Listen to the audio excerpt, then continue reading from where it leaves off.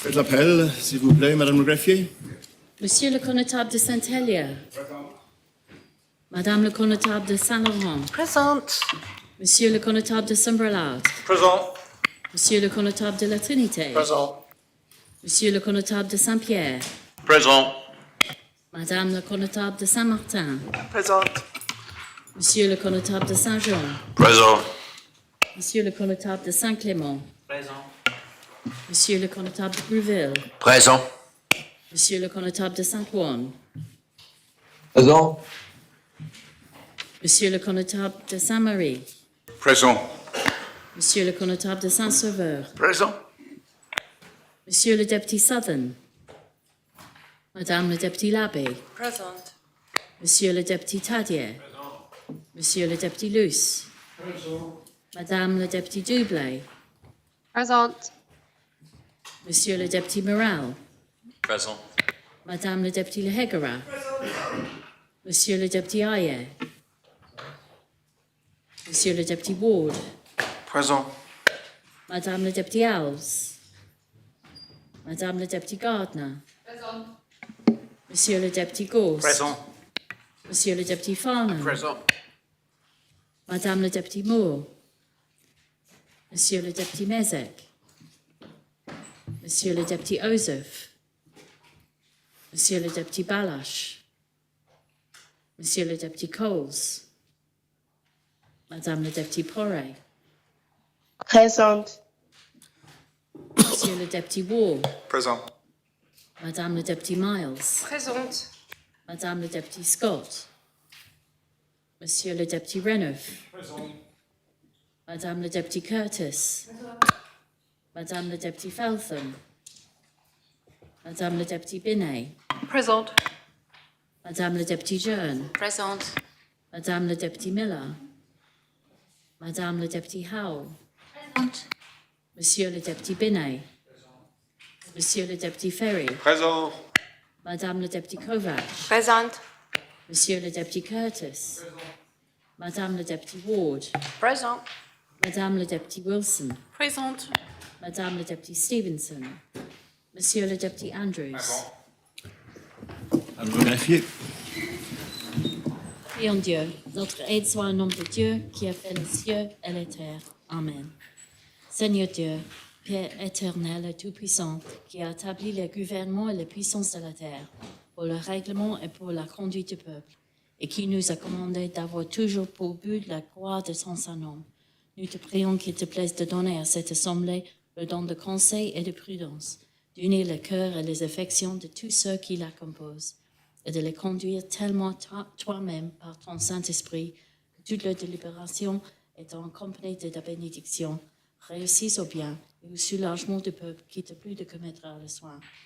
Car nous t'en prions au nom et par le mérite de ton Fils bien-aimé, Jésus-Christ, notre Seigneur, qui nous a enseigné de t'invoquer en disant: Notre Père, qui es aux cieux, ton nom soit sanctifié, ton règne vienne, ta volonté soit faite en la terre comme au ciel. Donne-nous aujourd'hui notre pain quotidien, et nous pardonnons nos offenses, comme nous pardonnons à ceux qui nous ont offensés. Et ne nous induis pas en tentation, mais délivre-nous du mal. Car toi est le règne, la puissance et la gloire, au siècle des siècles. Amen.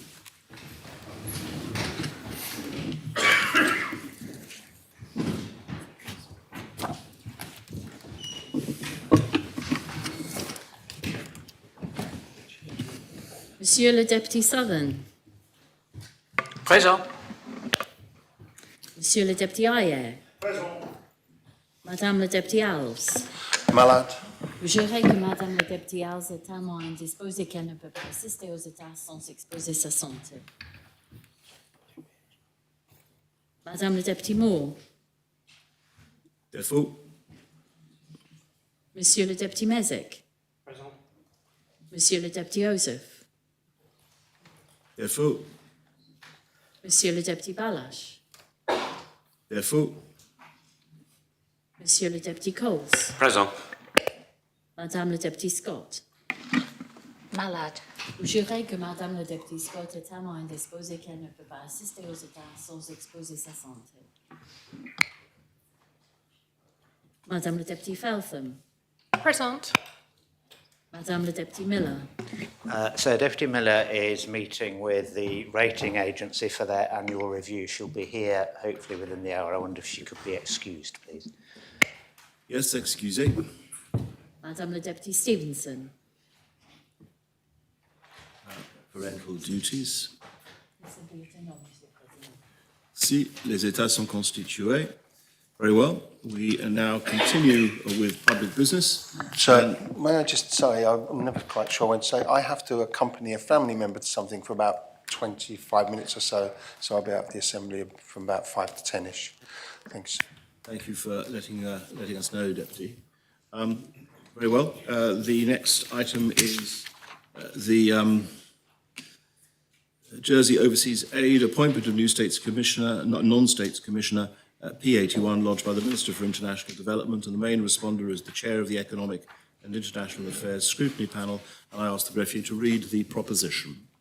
The States are asked to decide whether they are of opinion to appoint Ms. Julia Young-Hung as a non-States Commissioner of the Jersey Overseas Aid Commission until the 1st of January 2028, in accordance with Clause 7.6 of the Constitution of the Jersey Overseas Aid Commission, as set out in Schedule 1 to the Jersey Overseas Aid Commission Jersey Law 2005.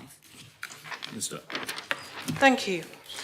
I'm seeking the Assembly's approval to appoint Ms. Julia Young-Hung as a non-States Commissioner for Jersey Overseas Aid. This is an honorary position. Ms. Young-Hung is an international lawyer and she has worked in Africa and with women and children in the development aid field. And her governance experience will be very valuable. The recruitment process was overseen by the Jersey Appointments Commission, and if approved, Ms. Young-Hung will take up her post on the 1st of January after the end of term of Douglas Melville, who I would like to publicly thank for his considerate contribution to Jersey Overseas Aid. So I make the proposition. Is the proposition seconded? Yes, sir. Does any member wish to speak on the proposition? Connétable St Helier.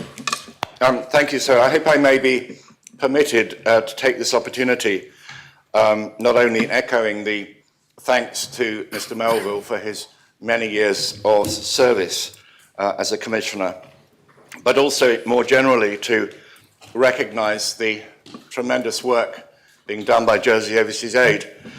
And coincidentally, in this respect, yesterday I received a message from the Mayor of Mykolaiv, the twin town of St Helier in Ukraine. And if I may just quote what he says, he first of all refers to, of course, the problems that they are having, continue to have, with the war on Ukraine, and I quote, multiple shelling and constant attacks. As a result, unfortunately, a great number of citizens and soldiers who are constantly putting their lives at risk for our well-being and safe future have been injured. In this connection, I would like to express my boundless gratitude. He refers to me as the Mayor, but we'll just come across that. My boundless gratitude to Jersey Overseas Aid for active involvement and assistance in providing equipment for a rehabilitation centre as an emergency aid to the city of Mykolaiv for provision of high-quality medical assistance. And I think it's just a neat coincidence that the work being done by Jersey Overseas Aid is of practical use and help to a city that is still beleaguered in the war. And I'm sure all members join me with wishing not only Mykolaiv, but the whole of Ukraine a just peace as soon as possible. Thank you, sir. Deputy Sir, Wilson. can I raise the defo on Deputy Ossoff, please? Sorry, the... Deputy Joseph, sorry, I Yes. just didn't hear you. So in a similar vein, can I raise a defo on Deputy Philip Balash? Yes, defo is raised for Deputy Joseph and Deputy Balash.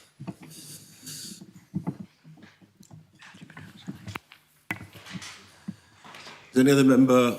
Deputy Joseph.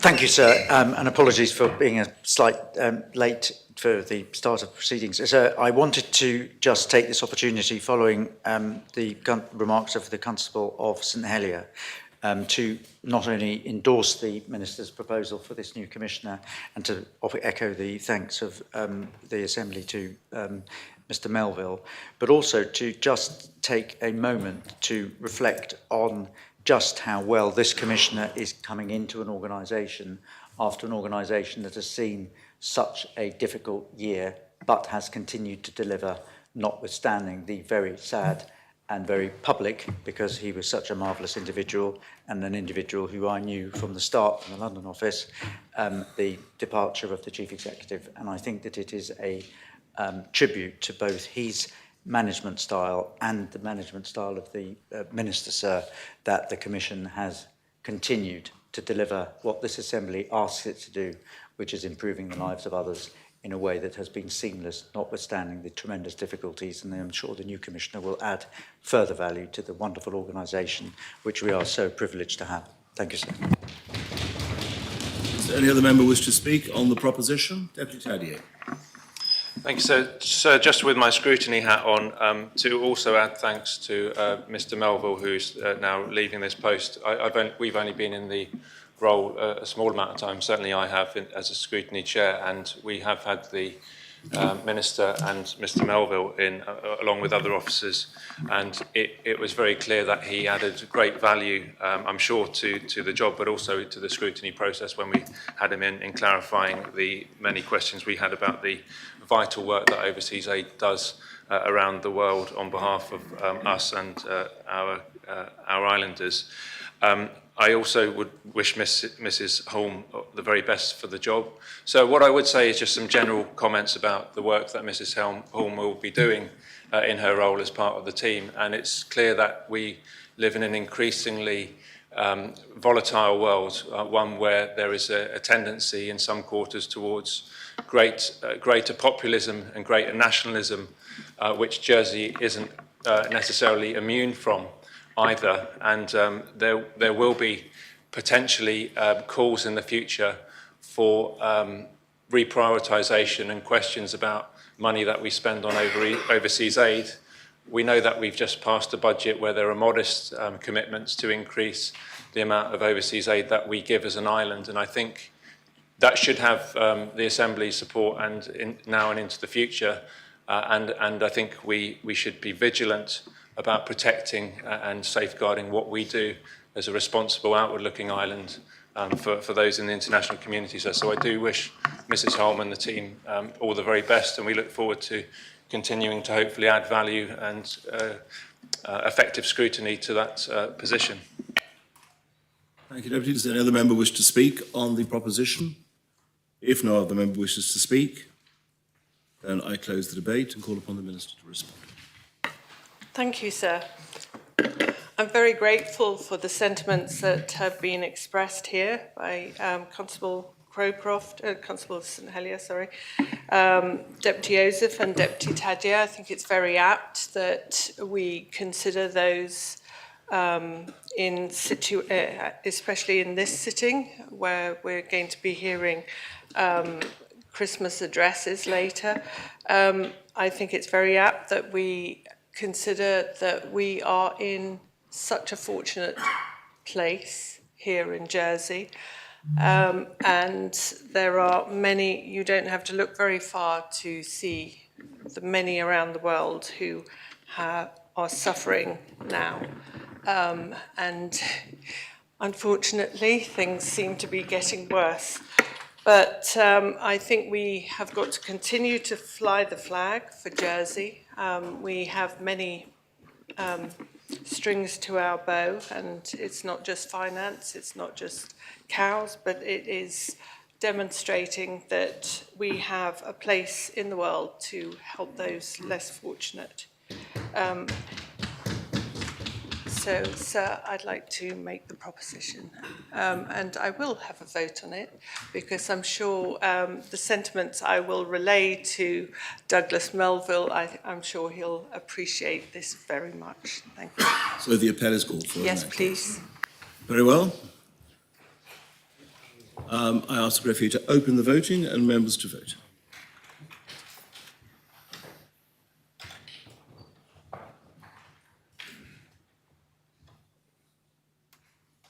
If members have had the opportunity of casting their vote, then I ask the greffier to close the voting.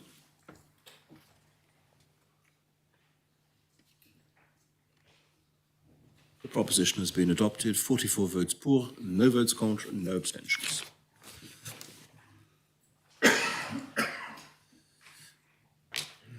Well, the next item is support scheme for individuals qualifying to represent Jersey in off-island competition, P82, lodged by Deputy Cocq.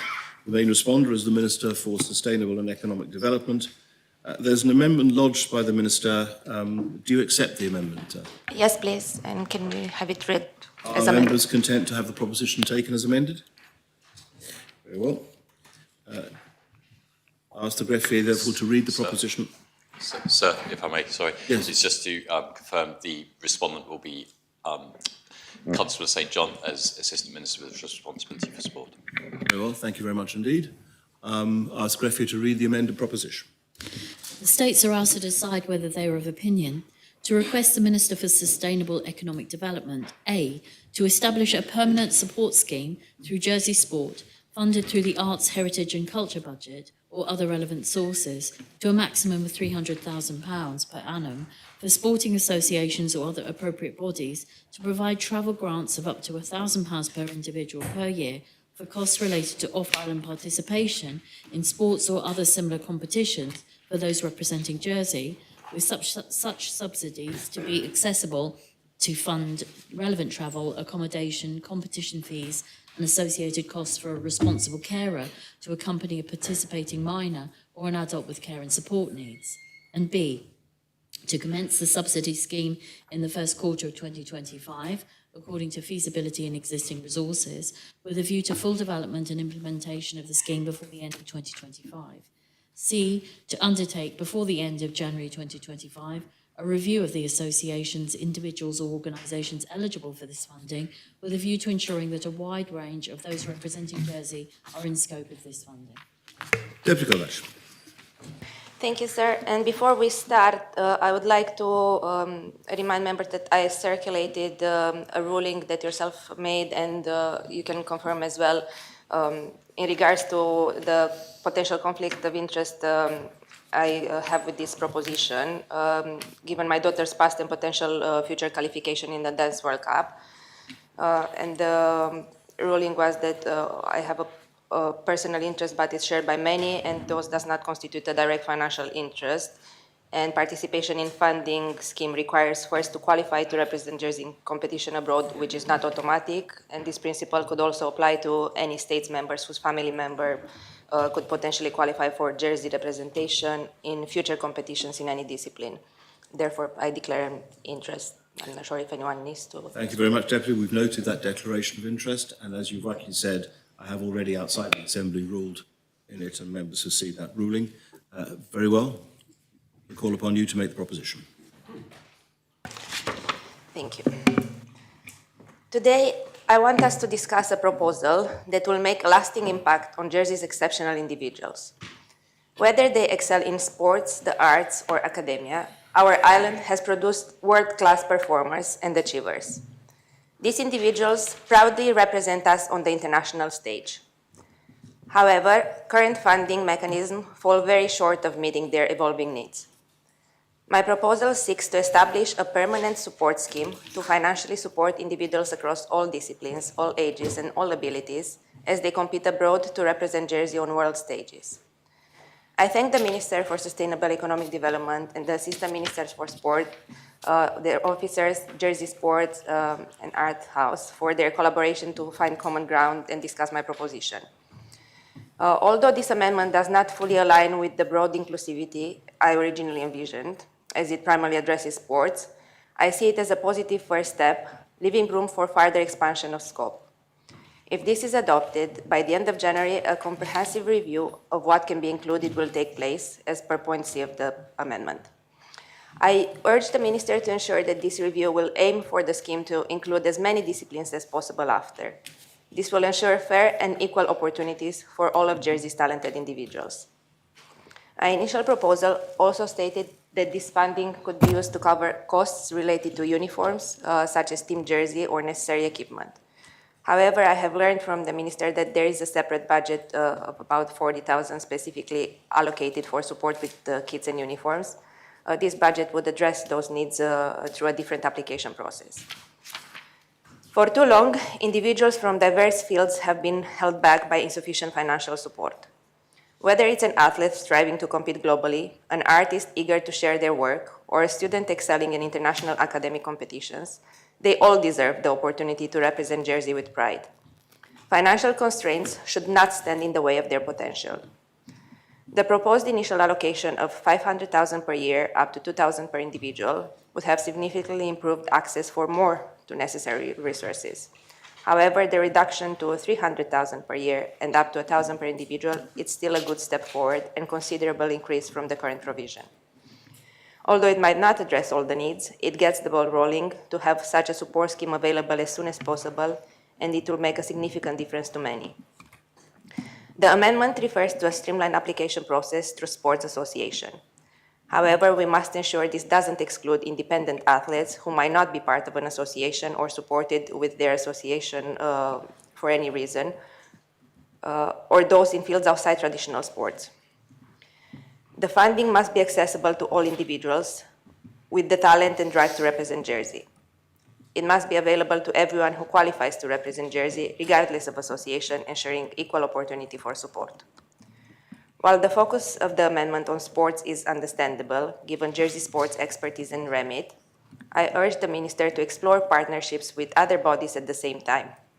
The Arts House Grants Committee and or other bodies could support the arts and academic sectors as well. All talented individuals in every field deserve equal resources to succeed globally. The scheme must be truly inclusive. This can be achieved as all these disciplines fall under the same department, with very capable officers to find a solution for all. I believe it is very doable to have the same scheme separated to maybe 2 organizations as well, each on focusing on their related disciplines applications, as long as they operate under the same terms of reference. That's just a suggestion. I also asked the Minister to commit to monitoring the scheme. This scheme must evolve to also meet adequately and growing demand within possibilities, and it must adapt to the needs of our talented individuals, both in budget and scope. By collecting statistical data from applications, we'll gain valuable insights. We'll better understand the full extent of the need. This will allow us to make informed adjustments to the funding in the future, should any be needed. It will ensure the scheme remains effective and inclusive. If necessary, I will return with a proposal for a larger budget if there will be a proven need for this. This scheme is about more than financial support. It's about cultivating a culture of excellence, equity, and pride in Jersey's achievements. It's about demonstrating to the world that when Jersey's flag is raised, it represents the best of our island, whether in sports, the arts, or academia. Investing in our achievers is investing in Jersey's future. Supporting athletes, artists, and scholars benefits not only them, but also strengthens our community, culture, and global reputation. It is an investment in the legacy we leave for future generations. In conclusion, I urge members to support the amended proposal. While it may not fully meet all our aspirations, it represents a crucial first step. It ensures that Jersey's talented individuals have the resources they need to fulfill their potential. I ask the Minister as well for a commitment to broaden the scope, adjust funding as required, and ensure the scheme evolves to meet the needs of as many talented individuals as possible across every discipline. This is not just an investment in our people, it is an investment in Jersey's identity. Our achievers serve as role models. They inspire future generations and bring global recognition to our island. We tell our youth to aim high. Let's make sure their ambitions are not limited by our island's borders. Thank you, and now I move the proposition. Thank you very much, Deputy. Is the proposition seconded? Connétable, St John. Thank you, sir. Sir, this is unquestionably an important and worthwhile proposition which will provide an important boost to the funding available to those who are representing Jersey off Ireland in sports and in other competitions. I'm grateful to Deputy Cocq for accepting the amendment lodged by the Government and for her engagement with us. Deputy Cocq was robust in making representation to us, and her passion to make a positive change was very clear. It's a passion we share, sir, and I'm pleased that we were able to discuss, listen and compromise. We have arrived at a proposition which will deliver meaningful change. So as the Assistant Minister with delegated responsibility of sport, I'd like to provide unending support to Islanders who are travelling to represent Jersey in sporting competition abroad. As we all know, though, it is not quite as simple as that. The Arts, Heritage and Culture budget is set aside for important reasons, and the money in that budget is not waiting to be spent.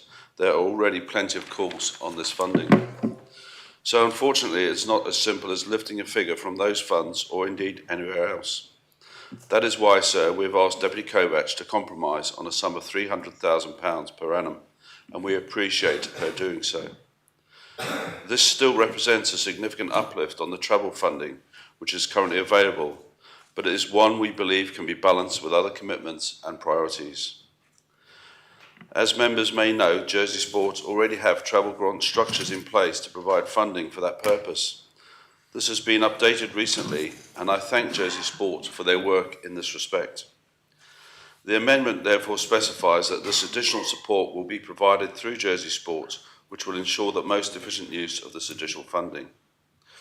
So the second key part of the amendment is to ensure that the funding is delivered through the sporting associations or other appropriate bodies rather than directly to individuals. This reflects the process for the updated sport grant, which will be in place from 2025. Grants will be distributed to sporting clubs and associations who will then have the autonomy to distribute the funds to their members as they see fit.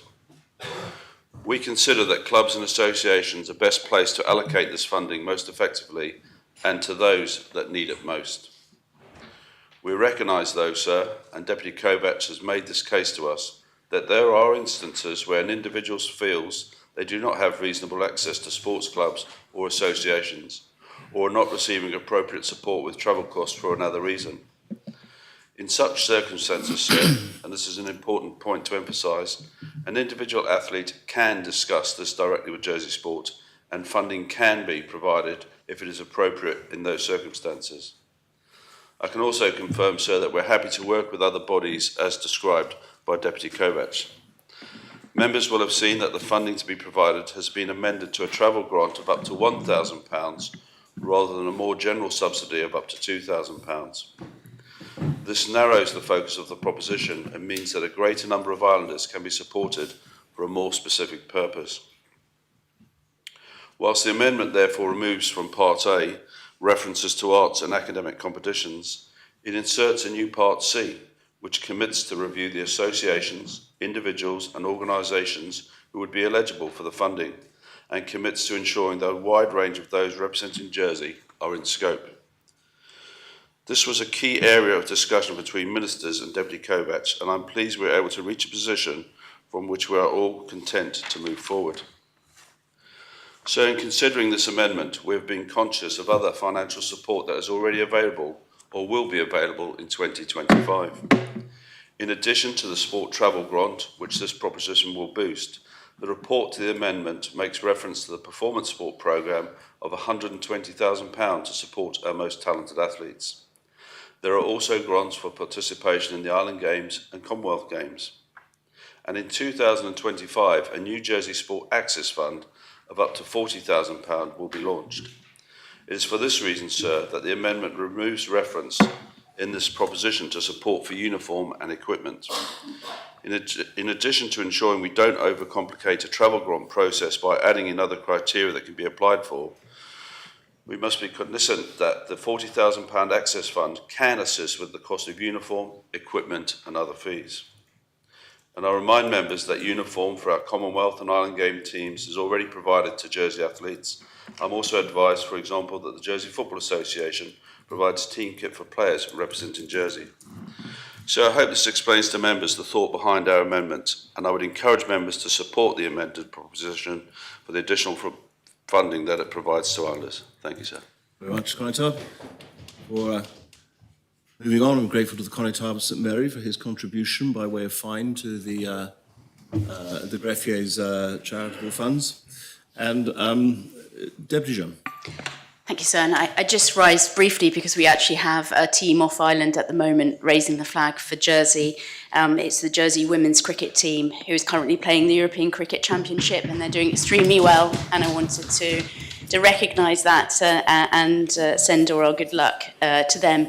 But also that Deputy Kovac talked about youngsters, and the captain of the Jersey women's cricket team is in fact a teacher at my son's school, and my son was able to watch the match between Jersey and Germany, and Jersey was able to comfortably win against Germany on Tuesday, and we heard they were filmed watching that match, and you hearing the delight of the children seeing that win.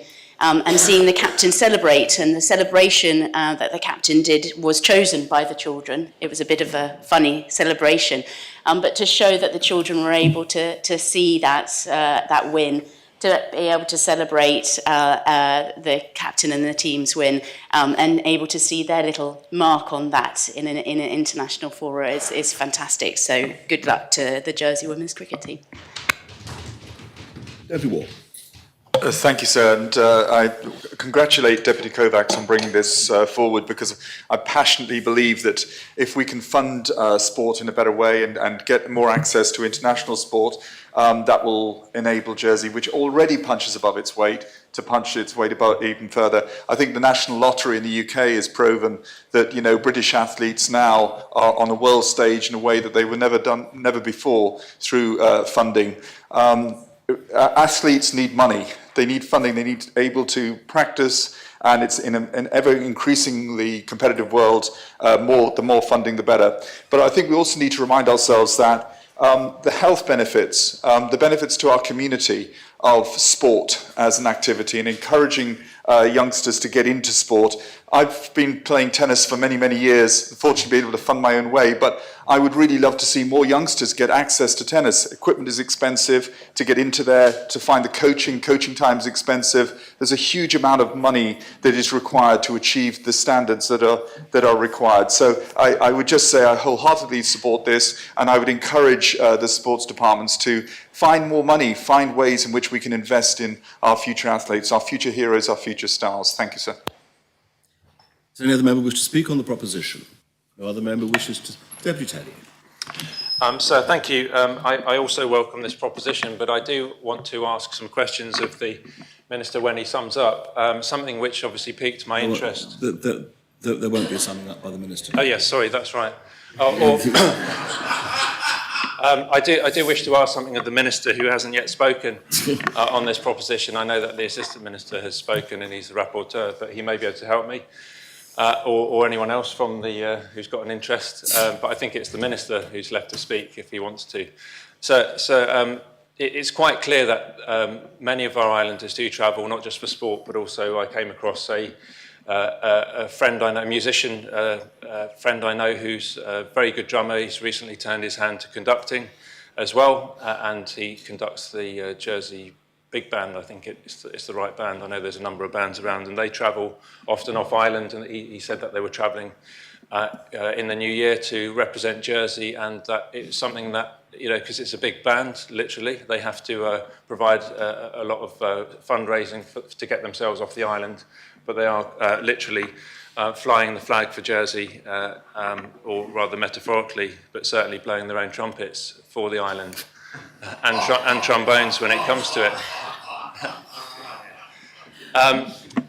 One of my concerns, and what piques my interest, sir, is the mention of the percentage for arts, culture and heritage, which obviously we know has been secured for the time being at least. And I am concerned about the proliferation of the use of this fund. I think there is definitely a cultural element if people are travelling abroad to represent our island. Even you could probably extend that tenuously to sport, but certainly for, you know, bands, etc. My concern is that we get into a situation of salami slicing for that fund, and technically it is to be used. It's a ring-fence fund, and I know that many members of the Assembly feel passionately about ring-fence funds not being used for purposes other than which they were originally set up for. When we start to potentially proliferate into sports activities, that is not culture, arts and heritage. So I'm sure that the Minister and the Department will be very sensitive to that already. I do also flag up the fact that I think that the money that's been allocated to culture, arts and heritage has already been subject to creative accounting. I've raised this issue before. For example, I think that that fund is already £500,000 plus short by the way that the Treasury accounts for the money that's going into economic development, because Gérier is treated as counted as funding for arts, culture and heritage, when in fact it's used to pay teachers. And I feel quite strongly that actually that money is being paid by the Education Department, not by the Economic Development Department. It's education who pays for Gérier teachers to do their jobs.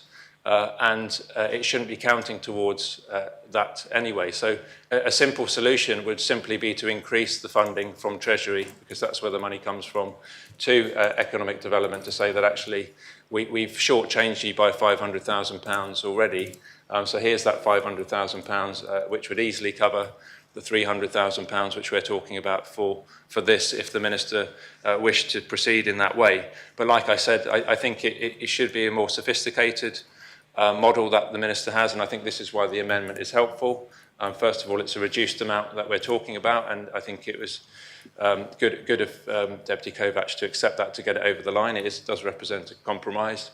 But actually, that if any money is being used from the culture, arts and heritage percent, that it should really be only those that qualify under that particular aspect, and that the sports funding should come from a different revenue. That's my feeling, and of course it's something that we'll be happy to scrutinise as a wider panel as and when we need to, sir. But otherwise, yeah, very much welcome that. And why not finish on a parting salvo after yesterday's debate? I do hope that all of the young people that are representing Jersey and the island in sport or wherever are all British, because we want to make sure that they're truly loyal to our island, don't we, when they're travelling abroad to represent Jersey. Otherwise, they might accidentally score a goal for the other side, and we wouldn't want that to happen, would we, sir? Does any other member wish to speak on the proposition? No other member wish to... Deputy Mayor. Thank you, sir. I wasn't intending to rise, but as the chair of the scrutiny panel has effectively asked that I do, I shall. And I also share concerns about arts, culture and heritage budget being used for purposes other than arts, culture and heritage. But I also share concerns about ring-fence funding, and I expressed in the appropriate debate a few weeks ago the issues of a 1% tied to expenditure. But that's all on the side. I think, I am pleased that we're going to provide more funding for travel, for sport and other activities.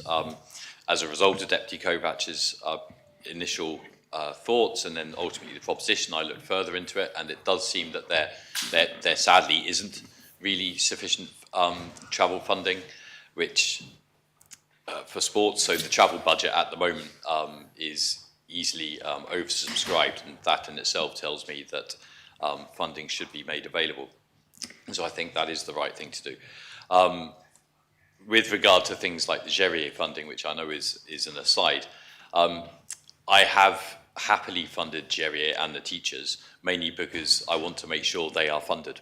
And I know that I am a minister who is passionate about the growth of Gérier and Gérier teaching in the island. And so from that perspective, I'll do anything I can to make sure that we are continuing the teaching of that language. I think it would be appropriate for the scrutiny panel to look at the issue that they've raised, but I'll leave it to them to do that. In the meantime, I'll continue to fund Gérier, because I think I want to make sure it is funded, and I'm not going to get too touchy about where it gets funded from, but I'm happy to be directed otherwise. But I do ask members to support this proposition.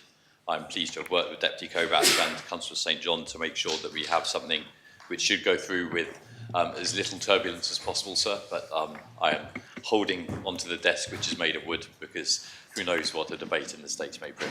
But I ask members to support it. Thank you. So could I ask a point of clarification? You give way for a point of clarification? Yes. It's just that, could the Minister seek to come back if he can't clarify now? Because it's my understanding that he doesn't fund, his department doesn't fund the GRE teachers, they're paid by education. If that's not the case, because I wouldn't want him to inadvertently mislead or for me to be, maybe I'm labouring under false apprehension. From perspective of clarification, my understanding is that my department pays the education department to pay the teachers. That's my understanding of the situation, sir. But I'll double check and revert to the chair. Thank you very much. I'm afraid I'm required to impose a second fine upon the Constable of St Mary,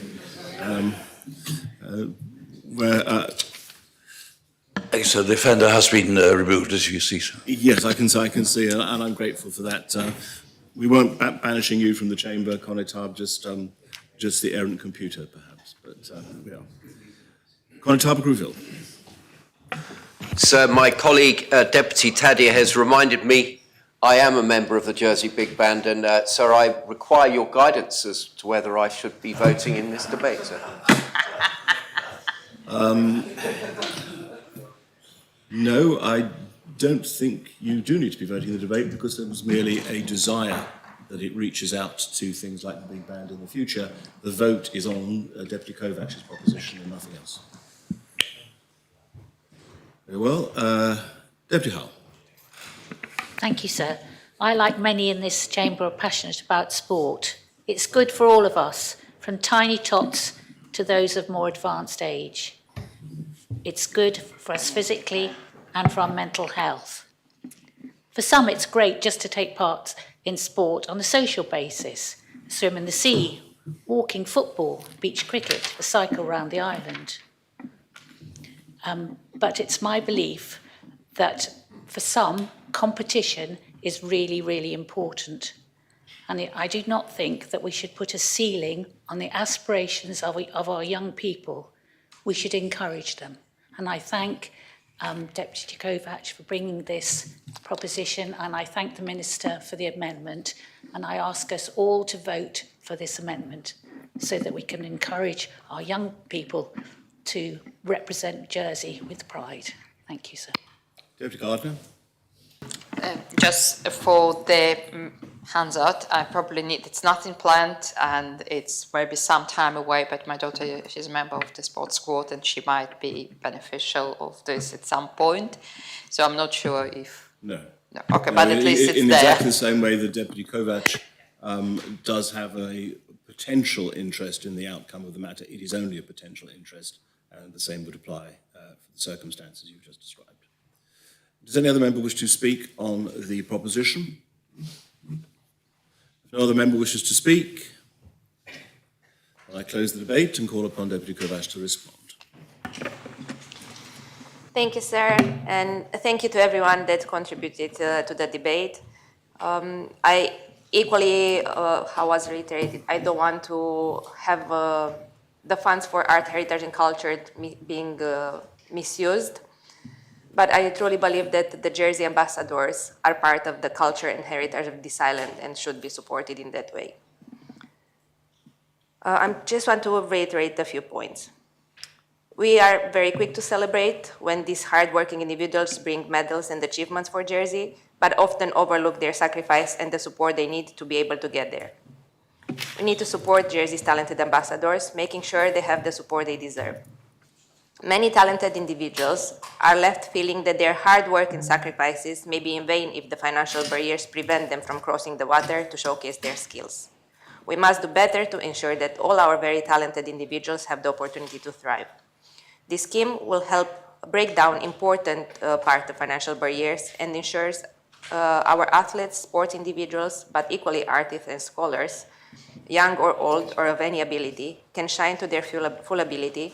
And I trust the Minister will bring as many of these categories he can in scope as well after the January review. The great achievements in all disciplines should be worthy of recognition and support. Imagine the heartbreak of a young athlete who has trained tirelessly only to discover that financial constraints prevent them from participating in a crucial competition. Picture the aspiring artist with the golden opportunity to showcase their work in global competitions, but unable to afford the travel expenses. and consider the brilliant student excelling in engineering, mathematics, or other fields who could potentially win at international Olympiads, yet misses out on opportunities to be seen and contribute to potentially groundbreaking world projects, all because they lack the financial means to cover the travel costs. They are all important for our island representation, and everyone should be included. These stories are not just numbers. They are real people with dreams, aspirations, and incredible potential, and should be all considered as the support scheme develops. We have the chance to change this narrative. As I mentioned, there are also occasions where individuals representing Jersey could be freelance sport person or not part of a club, or simply the coach in an association doesn't like them and don't want to support them. Also, individuals in different sports that perform more individually than on teams book their own travel, some by car, train, some by flights. They book their own accommodation, some sharing a house with other families, some on their own. So it's hard for an association to apply for all these individuals. So I asked the minister in collaboration with the organization, with Jersey Sport and maybe other organizations, to think in these cases of the best mechanism and process of how these individuals can apply without mandating it to have only applications from associations or club backing them or apply for them. I'm glad to hear that the assistant minister had confirmation from Jersey Sport that individual circumstances can also be considered. I hope this scheme will be designed to bring certainty that if they qualify to represent Jersey, they are entitled for such support. Jersey's remarkable talent deserves to be celebrated and supported.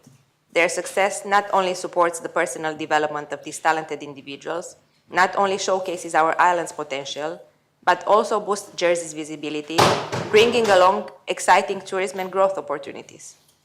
Therefore, I ask members to join me in flying the flag for adequate financial support for those representing Jersey in competition abroad, putting Jersey on the map with their great results of their hard work. And with now literally flying the flag for them, I call for the bill. That is called for. I invite any members. So may I correct something I said earlier? I wouldn't. It's not the Jersey Big Band, it's Jersey Premier Brass who will be representing the island, and it will be in London at the Southern Counties Brass Championship in March. So I just wanted to, otherwise there'll be lots of people contacting us saying, what, yeah. So, what are you talking about, Deb? Yes. But they both do a thoroughly good job, sir. Very well then. The appel is called for. I invite any members not in the chamber to return to their seats. The vote is on P82, and I ask the greffier to open the voting and members to vote.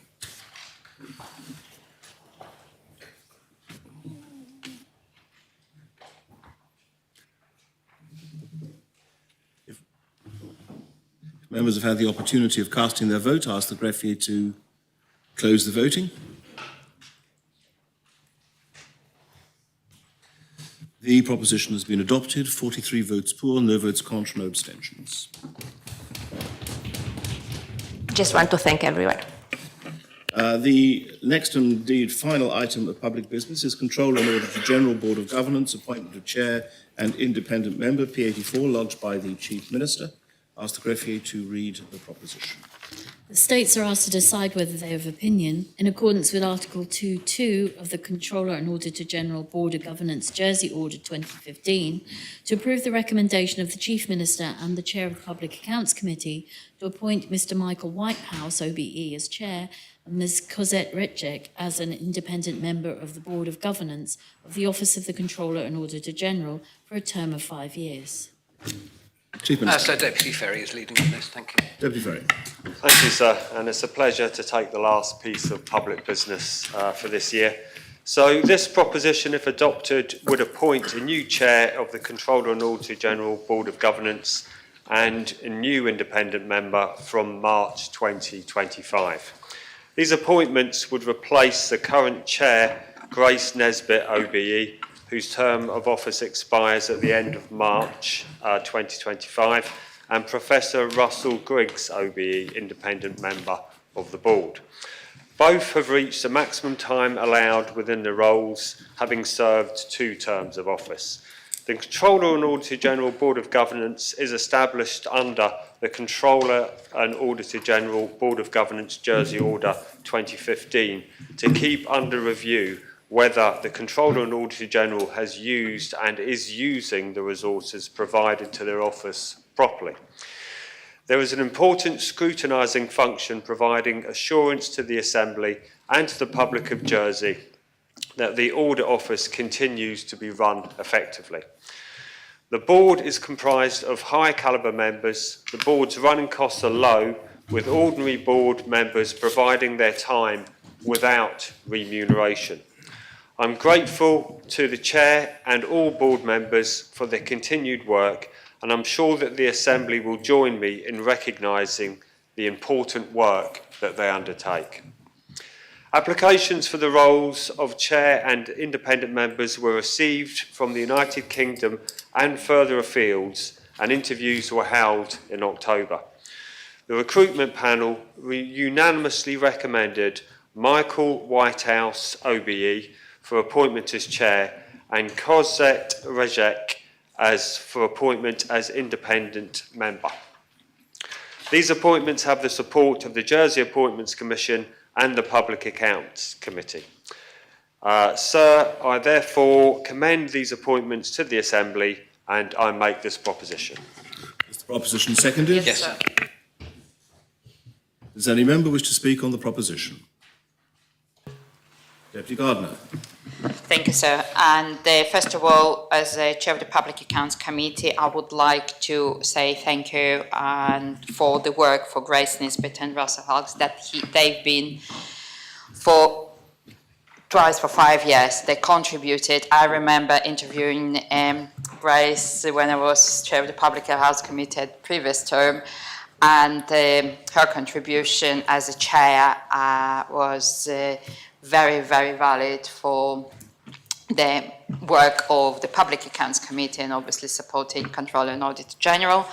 I'm welcoming new members, and I think it's really nice to finish public business of this year, because I would like to also say thank you for the Assistant Chief Minister that we worked, I think, really well in collaboration. It was an unanimous decision of the panel, and this demonstrates really good work between executive and non-executive, and I hope this will be approved by the Assembly. Thank you.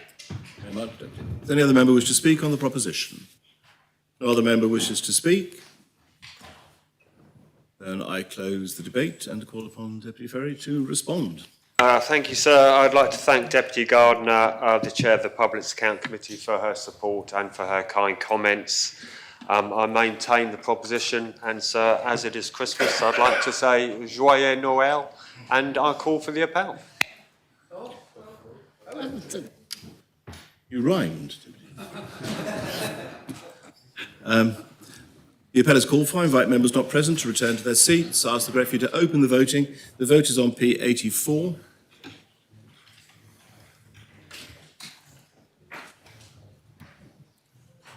If members have had the opportunity of casting their votes, then I ask the greffier to close the voting.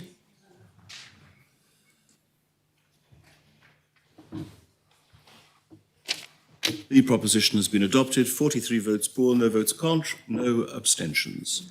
Concludes public business, and we now move to the arrangement of future business, and I call on the Chair of PPC. Thank you, sir. At the moment, there are 5 items listed for our next meeting, which is on the 21st of January 2025.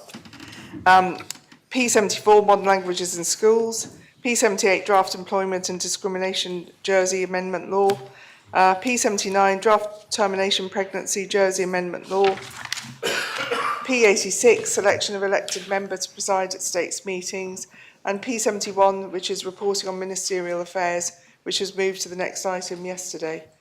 So I'd like to wish all the Assembly happiness, good health and peace for Christmas and the New Year, and I make the arrangement of public business.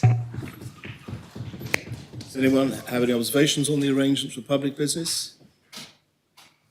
Very well, I'll take those as adopted by the Assembly, and those are the arrangements for public business. Connétable. Thank you, sir. The peroration of my Christmas speech on behalf of the Connétables last year was the following, and I quote, Finally, in a departure from tradition, I hope the Assembly will join with me in wishing the compliments of the season to the members of the States of Deliberation in Guernsey, and in hoping that the two bailiwicks of the Channel Islands will be able to work more closely in future. I fervently hope that this year's speech won't jinx matters in the same way. So this time last year, I also referred to the tragic loss of life at Haudemont St Helier and a little way out to sea, the sinking of the L'Écume. These events can rightly be considered still recent, still painful to survivors of the former calamity and to grieving friends and relatives of both events. Sadly, we have to add to these shocks to our close-knit community the impact on friends and family over the past year and a half of the tragic deaths of Dean and Charlie Lowe. One of the joys of the job of Connétable as mother or father of the parish is hosting one or more Christmas lunches for the senior citizens. But on these festive occasions, one is struck too by the number of parishioners who have passed away during the previous 12 months. Parishioners whom one has got to know over the years, and in the case of members of the municipality, with whom one has worked closely. A final word in this necessarily sombre section of my speech is to express our condolences to all islanders who have been bereaved during the past year, whose loss will be felt particularly keenly during the coming celebrations of Christmas and the New Year. On a happier note, our community came together this year to welcome His Majesty King Charles III and Queen Camilla, and we were privileged to attend meetings of the States Assembly and the Royal Court in the Royal Square.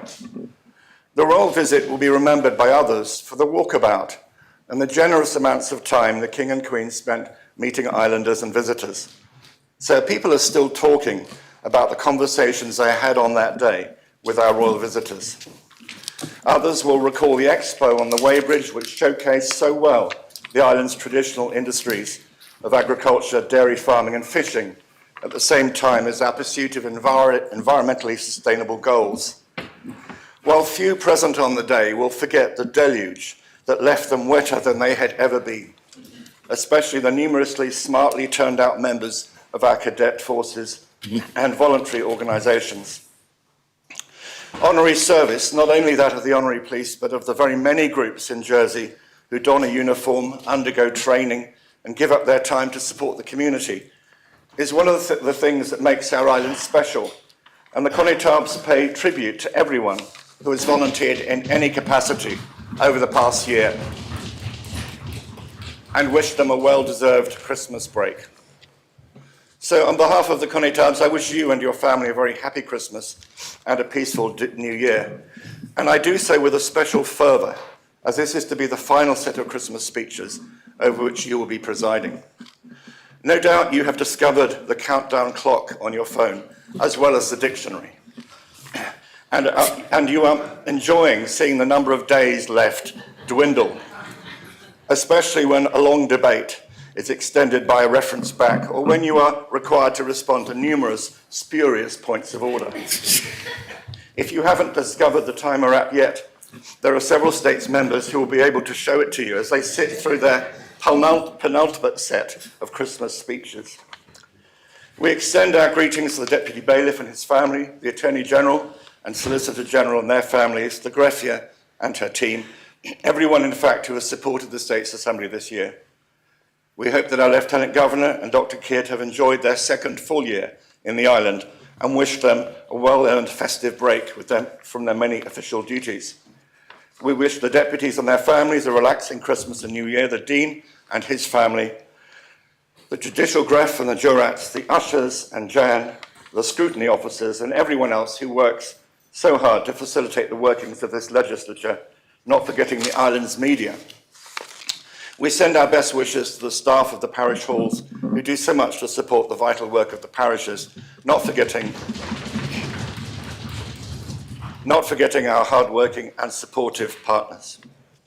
The constables work closely with the emergency services, and we wish their officers a very happy Christmas and a restful New Year with their families, and we acknowledge the vital contribution of everyone who works in health and social care, especially those who will be working in the hospital, the island's care homes, community centres and Jersey Hospice, while we're sitting down in front of our turkeys or nut roasts. Thank you, sir.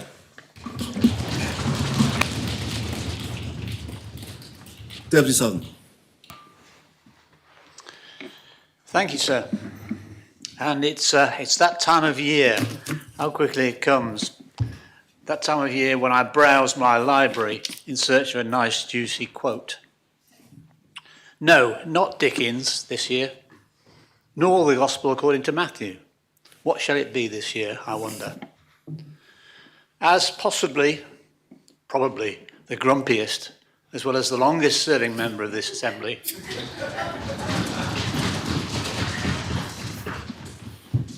I note the agreement.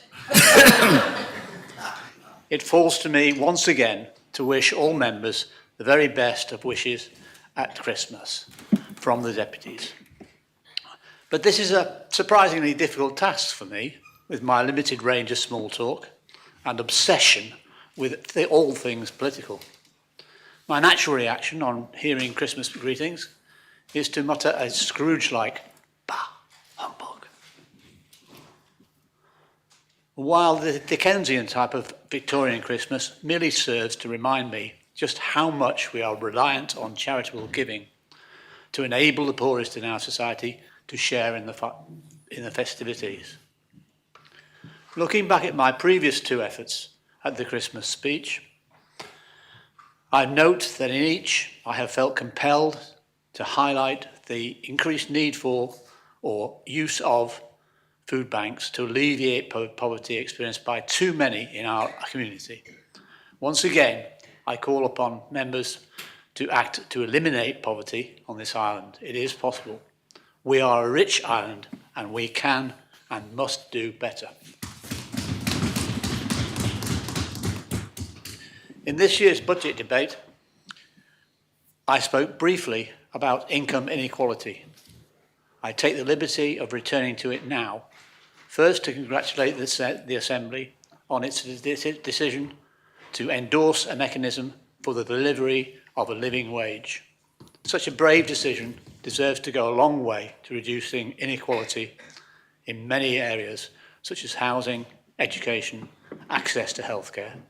Surely the basic concerns of all of us involved in government, whether as backbenchers, ministers, or scrutineers. But back to my library shelves. What's the right quote this year? Shall I settle for joining those who have given up on the hunt for equality and adopt the pessimistic view of George Orwell back in 1949, when his quote was, "All animals are equal, but some animals are more equal than others." But no, when faced with such a negative prognosis, I turn to my inspiration, the spirit level, or Why More Equal Societies Almost Always Do Better, by Wilkinson and Pickett. This frees me up to take the longer view, which I heartily recommend to all members, trapped as we often are in the short term between one Christmas and the next, or one 4-year period between one election and the next. Take the long view and you will find an almost unstoppable historical trend towards greater equality. From, for example, the limitations on the divine right of kings, the principle of equality before the law, the extension of the franchise to non-property owners and women, and indeed the abolition of slavery. Picking up pace more recently with the development of free education, healthcare, and protecting the rights of workers and tenants, and laws to prevent discrimination. It includes the decline of class deference and the abolition of capital and corporal punishment, all positive achievements of bodies such as ours. Yes, there is still a long way to go in the fight for equality, but we have already achieved much. And on this positive note, and with no sign of humbug whatsoever, I wish a peaceful and restful Christmas to His Excellency and Dr. Kidd, to the Bailiff and the Deputy Bailiff, to the Greffier and her Deputy and Assistants, to the Dean, to the Attorney General and the Solicitor General, to the Viscounts and their staff, to the ushers and all the staff behind the scenes.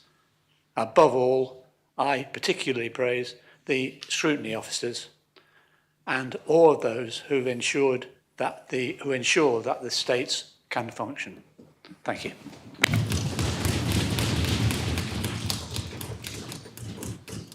Monsieur le Connétable, Deputy Southern, thank you for your kind words and your good wishes on behalf of the Assembly. It is, as you have foreshadowed, Connétable, something of a poignant moment for me, as this will be the last time that I have the opportunity of presiding at this time of year. And so I'm very happy indeed to have the traditional opportunity to reciprocate those wishes for this last time. Don't worry, this is not going to be a recurring theme in the months to come.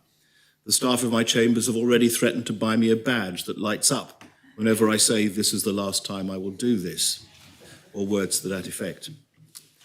There's always a sinking feeling when you are speaking third in a group of three, because pretty much everything that one might have wanted to say has already been said. And there is, of course, a standing order that prohibits repetition. However, as everyone else ignores it, I thought I might hazard one or two repetitious remarks. It seems to me that the high point of the year was indeed the visit of their Majesties. The island came together, notwithstanding the almost biblical deluge to which you have made reference, to celebrate and welcome the King and Queen. You mentioned, Connétable, that people were still talking about it. Well, the best information that I have is that His Majesty is still talking about it. He remembers the weather very well indeed, but he very much also remembers the welcome that the Jersey people have given him. The visit of the King and Queen and the way in which they discuss it, they think of Jersey very fondly, because when they visited as Prince of Wales and Duchess of Cornwall, they were welcomed as a couple for the very first time in the British Islands. And they have very much fond memories, and those memories, I am informed, were reinforced by the warmth of the welcome that the Jersey people extended to them this summer. The organisation and the commitment of those who worked towards that visit, which you have mentioned, Connétable, was absolutely superb, and we are entitled to be proud of the way the island showed itself on the international stage, except perhaps for the weather advertisement. I'm not going to speak for too long. It's been an arduous week at the end of an arduous year, and all members will be justifiably tired and looking forward to a break. In the year to the beginning of this particular sitting, we have sat, excluding this week, for about 171 hours. 86 propositions have been lodged, 4 statements made, and 393 written questions and 229 oral questions asked. The prize for the most questions asked goes to Deputy Renouf, with an impressively inquisitive 62, and the prize for the most speeches to Deputy Geoff, whose powers of oration were deployed some 44 times, so I'm told. I also have the statistics for the members most en défaut, but I will not, in the season of goodwill, name names or mention the 2 of them who share first place, nor will I name the ministerial and non-ministerial members who were the most absent de Lille. What is clear, though, is that the Assembly has worked hard, and particularly, I think, over the last few weeks. In a statement made by Deputy Doublé yesterday, in the context of neurodiversity and the questions that followed in the Assembly, members reflected on the need for tolerance, for understanding, and for kindness. And that was, it seems to me, an example of the Assembly expressing itself at its best. Sometimes, though, over the last year, Arguments have perhaps been advanced in a way that was unnecessarily tendentious, or the critical finger has been too easy to point, and the benefit of doubt too easy to withhold on some occasions. And I hope members will not mind me saying that as we come to the end of this year and move into next year, we can perhaps put those slight elements behind us and move in with a new philosophy and start afresh. This assembly, in my experience, is an incredible place in many ways.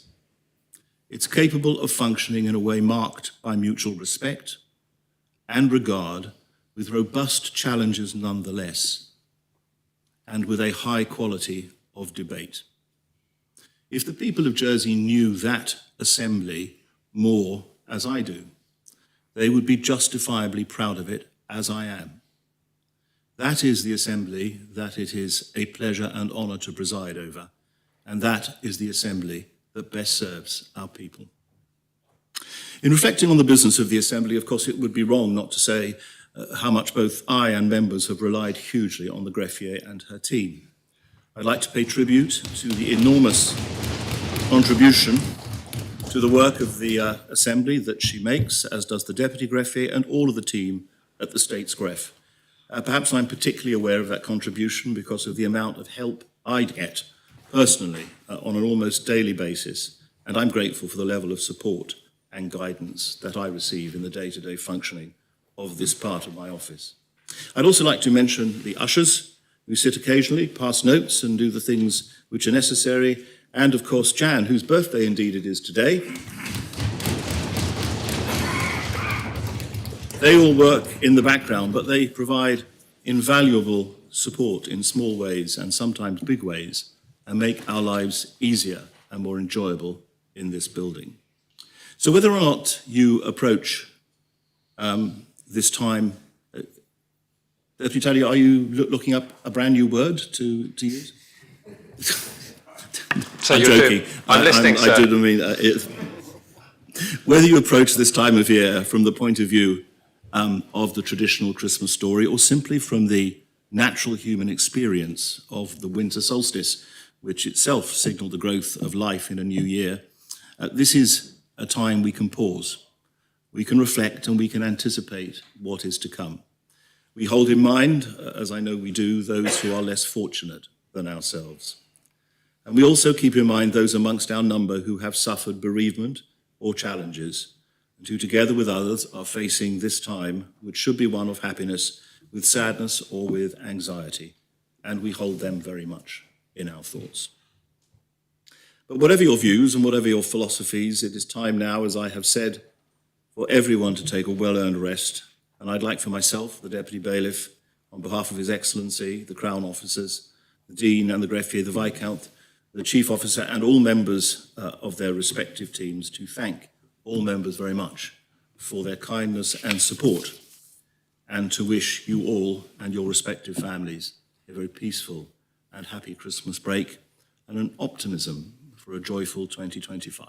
Thank you.